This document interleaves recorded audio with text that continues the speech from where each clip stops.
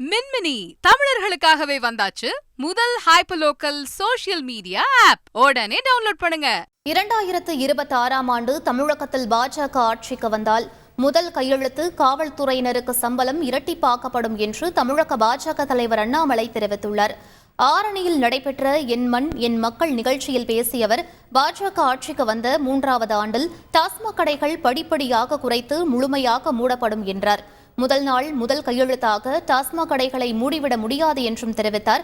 அதே நேரத்தில் முதல் நாள் முதல் கையெழுத்தாக கள்ளுக்கடைகள் திறக்கப்படும் என்றும் அதன் வருமானத்தில் 50 விழுக்காடு விவசாயிகளுக்கு வழங்கப்படும் என்றும் அண்ணாமலை கூறினார்.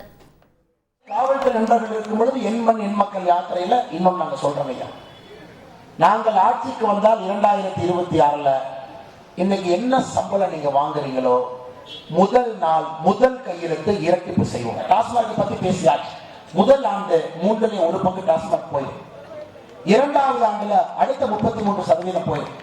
3வது ஆண்டு பாரதிய ஜனதா கட்சி ஆட்சிக்கு வரும்போது ஒரு டாஸ்மாக் இருக்காது. என்ன இருக்கும்